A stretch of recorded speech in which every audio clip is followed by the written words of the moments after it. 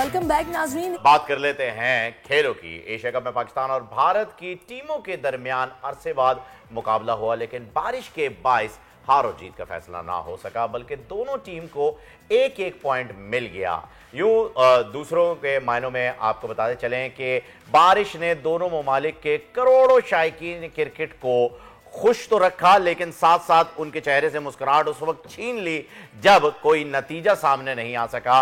और आपको यह भी बताते चलें कि पाकिस्तानी बॉलर्स ने विराट कोहली को इस खदशे का दुरुस्त साबित किया जो उन्होंने मैच से 2 दिन पहले ही कर दिया था और कहा था कि पाकिस्तान के पास जबरदस्त बॉलर्स मौजूद हैं। बिल्कुल, पाकिस्तानी जो कैप्टन है बाबर आजम, उनकी कप्तानी में कौमी टीम का सफर इस वक्त जारी है और एशिया के कप के मजीद मुकाबले अभी होने हैं और बाबर आजम पर काफ़ी एतमाद भी किया जा रहा है। वो भी कुछ पुरुमीद पुरएतमाद दिखाई दे रहे हैं। बाबर की कप्तानी, उनकी परफॉर्मेंस बहुत ज़बरदस्त है और बहुत अहमियत रखती है। इवेंट के फौरी बाद वर्ल्ड कप की तैयारी शुरू होनी है। मुमकिन तौर पर बाबर ही क्रिकेट वर्ल्ड कप में पाकिस्तानी टीम की नुमाइंदगी करने वाले हैं और सरफराज वर्ल्ड कप स्क्वाड में शामिल नहीं है। कई तब्दीलियां हुई हैं, सऊद शकील को शामिल कर लिया गया है, ये एक अच्छी बात है। और इसी पर डिटेल में बात करने के लिए क्रिकेट एक्सपर्ट सैयद मोहम्मद उवैस ने हमें ज्वाइन कर लिया है। अस्सलाम वालेकुम, welcome to the show sir. वालेकुम सलाम। अच्छा, ये सबसे पहले मैं जानना चाहूंगा कि इस वक्त एशिया कप चल रहा है और इंडिया की जानिब से, बीसीसीआई की जानिब से एक वफ्द जो है वो रिचर्ड बेनी की सदारत में पाकिस्तान जो है वो भेजा गया है। वेन्यू की तब्दीली के बारे में कुछ सोचा जा रहा है क्योंकि श्रीलंका में बहुत ज्यादा मौसम खराब है। इस पर जरा कुछ डिटेल बताइएगा। अब तक थोड़ी देर पहले तो मैं भी क्योंकि सुन रहा था कि ज़का अशरफ की राब्ता हुआ अपना बीसीसीआई चेयरमैन के साथ, उन्होंने बात भी की है, लेकिन उसमें फिर वही है कि जो इंडिया का जो मैच है पाकिस्तान के साथ उसको दुबई में शिफ्ट किया जाए, बाकी जितने मैचेस हैं श्रीलंका के होंगे, चाहे वो बांग्लादेश के मैचेस हैं वो पाकिस्तान में शिफ्ट किए जाएं। तो थोड़ा सा इस पर फिर मैं कहता हूँ कि आई गेस जब जितनी टीमें यहाँ पर खेल रही हैं, पहले भी टीम्स आके खेल चुकी हैं, केस स्टडी आपके सामने जिस तरीके से पाकिस्तान के मामलात हैं, यहाँ पर क्रिकेट जिस तरीके से देखी जाती, क्रिकेट को हैंडल कर रहा है पाकिस्तान क्रिकेट बोर्ड, तो आई गेस इंडिया को भी अब ये चीज़ रखनी नहीं चाहिए, यहाँ पर आके खेलना चाहिए। लेकिन देखते हैं कि अभी इसका फैसला क्या होता है। वैसे मेरा ख्याल है कि जब इस तरह के बड़े इवेंट्स होते हैं तो स्केड्यूल बनाने से पहले वेदर फोरकास्ट देख लिया जाता है, तो ये क्या बिल्कुल अनएक्सपेक्टेड था जो हुआ है या फिर हो जाता है ऐसा? नहीं, ये हददर्मी है भारत की। आपको याद हो कि ये बात बार बार हो रही थी जिस वक्त अपना स्केड्यूल बनाया जा रहा था, तो ये बात मद्देनजर रखी गई थी कि श्रीलंका के अंदर इस महीने के अंदर शदीद बारिशें होती हैं, तो इसको प्लीज न्यूट्रल वेन्यू अगर आपने करना है तो आप यूएई कंडीशंस में कर लें। लेकिन मुझे नहीं समझ आती, फिर बात आई कि जी वहां पर गर्मी बहुत ज्यादा है। सितंबर के महीने में आपको याद हो पिछले साल भी जब वर्ल्ड कप खेला गया था तो प्लेयर्स ने खेला, वहां पर कोई इतना इशू कोई नहीं हुआ, शाम में थोड़ा बहुत आपको पता है कूल डाउन वेदर हो चुका होता है। लेकिन ये चीजें वही चीज है कि हददर्मी जब आप करोगे, नहीं आप अपनी सुनोगे भारत की, के भारत अपनी करेगा, नहीं जी मैंने जो कहना है वही होना है, तो फिर ये चीजें तो होती हैं। क्योंकि आज भी जो मैच खेला जाना है जिसमें नेपाल का मुकाबला इंडिया के साथ है, 70 to 80% आई गेस बारिश का इम्कान है और यहाँ तक कहा जा रहा है कि शायद वो मैच ही ना हो। तो ये बहुत ज्यादा हर्ट इंडिया को भी करेगा। यहाँ देखिए टूर्नामेंट पूरा खराब हो रहा है, अगर आप इसी तरीके से ड्रेन आउट करते रहेंगे और वॉश आउट हो जाएंगे मैचेस, एक एक पॉइंट सब बगैर खेले लेते जाएंगे तो कुछ होगा नहीं। और वैसे ऐसा लग रहा है कि जब श्रीलंका में इंडिया ने बल्लेबाजी की उन्हें लग रहा था कि पिच उनकी फेवर में होगी, लेकिन ऐसा हो नहीं सका। एग्जैक्टली यूएई का वेन्यू उन्होंने यही एक्सक्यूज दिया था कि गर्मी बहुत ज्यादा, हम नहीं खेल सकते, जबकि ह्यूमिडिटी यहां पर भी बेतहाशा है। और हमने देखा कि जब हमारे गेंदबाज बॉल करा रहे थे उस वक्त बारिश नहीं हो रही थी, शायद एक ही मरतबा जो है वो हल्की सी ड्रिजलिंग हुई, लेकिन मौसम बहुत ही ज्यादा गर्म यहां भी मौजूद था। अब जाकर के उन्हें अकल आई है और वो ये सोच रहे हैं कि मैचेस को शिफ्ट कर दिया जाए। एक तो ये बताइएगा कि इससे क्या असर पड़ेगा इस वक्त जो खिलाड़ी हैं उनके जहन पे, क्योंकि इंडिया जिस तरीके से बैटिंग करके गया ये खौफ मौजूद था कि अगर वो बॉलिंग या फील्डिंग के लिए वापस मैदान में आए तो शिकस्त का सामना करना पड़ेगा। ये तो देखिए उस दिन भी आपको पता है कि पाकिस्तान जिस तरीके से अपना पाकिस्तान के फास्ट बॉलर्स ने एक रिकॉर्ड भी कायम किया कि सारे फास्ट बॉलर्स ने इंडिया के खिलाफ आउट किए हैं और जो एक रिदम आपको नजर आता पाकिस्तान टीम से, तो वो 120% ये था कि पाकिस्तान उस मैच पे हावी होगा। अगर रहा सवाल विकेट का, आपको पता है पालकेले विकेट जो उनसी है वो ज्यादातर एक बड़ा ट्रिकी प्ले करती है, वहां पर वो बॉलर्स कामयाब रहते हैं जो कि स्लोअर वंस को ज्यादा बेहतर तरीके से बॉल करवा सकते हैं और फ्लड लाइट्स के अंदर वो ज्यादा फिर बैट्समैन को सूट करती है। थोड़ा सा एक मैं ये भी चीज कहना चाहूंगा, हमारे जो अवाम है, हमारी जो शायकीन क्रिकेट है, जज्बाती भी हो जाते हैं कि जी फील्डिंग बड़ी गंदी हो रही है, ये मामला तो हो रहे हैं। ये चीज आप रियलाइज करें कि एक तो बॉल हैवी हो चुका हुआ था, ग्राउंड आपको पता है काफी गीला था, वहां पर इन कंडीशंस के अंदर फील्डिंग करना इतना आसान नहीं होता।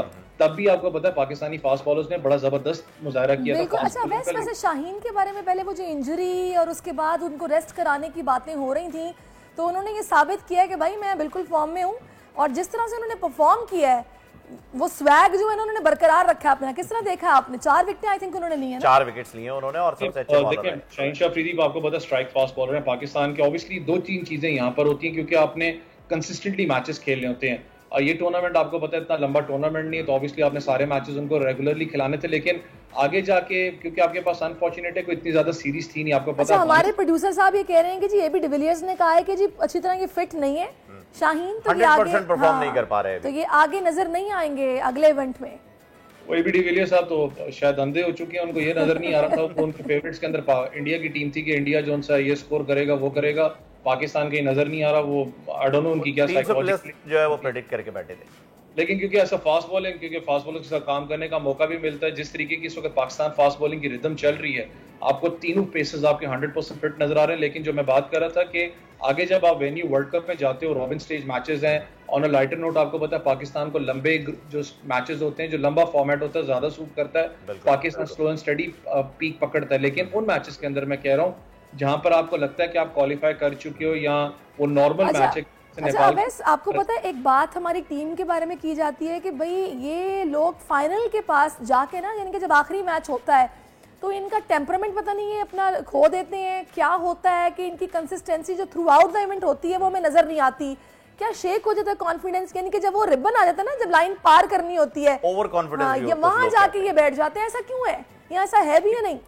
देखिए खाली पाकिस्तान टीम के साथ नहीं होता, ये साइकोलॉजिकली हर टीम के साथ होता है। जब आप विनिंग स्ट्रीक पे जा रहे होते हैं ना, तो आप वो चीज, क्योंकि आप एक पटरी पे होते हैं, आप उतरते नहीं, तो आपके ज़हन में होता है कि बस हम विनिंग स्ट्रीक पे जा रहे हैं, स्पॉट में होता है, ज्यादा डिस्कस नहीं करते। यहाँ पर क्योंकि हमेशा एक बात की जाती है कि आपको डिस्कशन बड़ी जरूरत होती है। देखें ना, आपने पिछले मैच के अंदर आपने अच्छा परफॉर्म किया आपके बॉलर्स ने, लेकिन इतना भी स्कोर क्यों बना? आपने ईशान किशन के 2 कैचेस छोड़े थे, एक डीप स्क्वायर लेग पे छोड़ा था आपको याद हो, और एक आपने जो सा स्लिप के ऊपर छोड़ा था, तो वहां जाकर पार्टनरशिप जो उनकी बनने स्टार्ट हुई थी।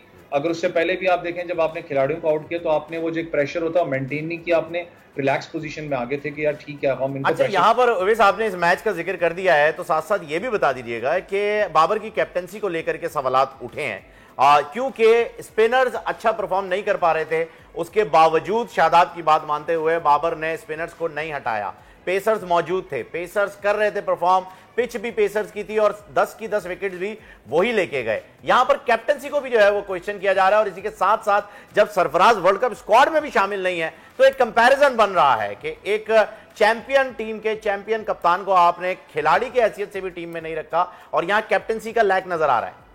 देखिए कैप्टनसी का लैक पिछले मैच में ऑब्वियसली नजर भी आपको आया, क्योंकि जब आपको पता है अगर पांड्या का आप स्ट्राइक रेट देखें स्पिनर्स के खिलाफ, पांड्या बहुत जबरदस्त एक किस्म के बैट्समैन साबित होते हैं। पर ईशान किशन को भी आप देखें तो वो बड़ा अच्छा स्पिनर्स को खेल रहे थे। अनफॉर्चुनेट है कि आपको ज्यादा सपोर्ट यहाँ पर स्पिनर्स से नहीं मिली थी, क्योंकि विकेट ऐसी थी नहीं कि वो स्पिनर्स को ज्यादा सपोर्ट करे। आपको याद हो ये भी बार बार बात हो रही थी कि पाकिस्तान ने गलती की, शायद नवाज को बिठा के फहीम अशरफ को खिला देते कि आपके पास 4 फास्ट बॉलर्स होते, ताकि स्पीडी फास्ट बॉलर होता वो ज्यादा रेगुलर इंटरवल्स पे विकेट ले सकता है। यहाँ पर गलतियां, ये मैं खुद भी कहता हूँ कि मामलात होते रहे हैं। रहा सवाल सरफराज भाई का, देखें सरफराज भाई ऐसा कैप्टन मेरा कभी उनसे कोई डाउट नहीं रहा, he has been one of the best captains for Pakistan. जरूर वो बॉडी लैंग्वेज वाले मामलात होते रहे या फ्रस्ट्रेशन होती रही, लेकिन एक चीज अब रियलाइज करनी पड़ती है, वो ये है कि आपने आगे फ्यूचर को देखना है, आपने यंगस्टर्स की तरफ जाना है। ऐसा विकेट कीपर बैट्समैन की बात करूं या बैकअप विकेट कीपर की बात करूं, तो आगे फ्यूचर को आपने देखना पड़ता है। अच्छा वैसे ऑन अ लाइटर नोट, अच्छा प्रोड्यूसर साहब भी कुछ कहना चाह रहे हैं और बड़ी शिद्दत से कहना चाह रहे हैं। अच्छा मुझे ये बताइए जी, वर्ल्ड कप है, एक्चुअली एक्सपीरियंस चाहिए होता है, तो भाई ये जरूरी है कि इसको भी मद्देनजर रखा जाए, इस पॉइंट को, इस पर आपकी राय क्या है? देखिए एक्सपीरियंस ऑब्वियसली, वर्ल्ड कप एक बड़ा स्टेज मैच है, छोटा स्टेज ग्रुप तो है वो नहीं, लेकिन मैंने जैसे बताया कि एक अच्छी चीज मुझे लगी कि पाकिस्तान का जो रिदम अभी बना हुआ, अल्लाह करे कि वर्ल्ड कप तक कैरी ऑन करें। लंबा वर्ल्ड कप है, शॉर्टर फॉर्मेट नहीं है, आपने रॉबिन स्टेज मैचेस हर टीम के साथ एक मैच खेलना है उसमें, लेकिन आपका जो ज्यादा जो एक्सपीरियंस है वो आपका मिडिल ऑर्डर में काउंट करता है। जो आप इंट्रो में बात कर रहे थे कि साउथ शकील की बात हो रही है कि उनको मिडिल ऑर्डर में लाया जाए और जरूरत है उनकी। देखिए आगा सलमान बेशक वहां मौजूद हैं, स्पिन भी करवा लेते हैं, लेकिन आगा सलमान एज कंसिस्टेंट नहीं रहे जो कि वनडे में आपको चाहिए। अभी तक उन्होंने 2 जो मैचेस खेले हैं, एक मैच में चलो उनकी बारी नहीं आई है, लेकिन कंसिस्टेंसी नहीं रही जो कि मिडिल ऑर्डर के अंदर आपको। लेकिन ओवैस, अगर आप इंडिया की कंडीशन की बात करें, क्योंकि कंडीशंस भी काफी मैटर करती हैं, उनकी जो पिचेस हैं वो ज्यादातर जो हैं वो स्पिन के लिए, स्पिनर्स के लिए फेवर में है। और स्पिन के अगेंस्ट अगर हम देखें तो हमारे खिलाड़ियों में बाबर का भी जो है वो ट्रैक इतना अच्छा नहीं है। अगर हम लेफ्ट आर्म स्पिनर की बात करें तो उनके सामने वो लड़खड़ा जाते हैं।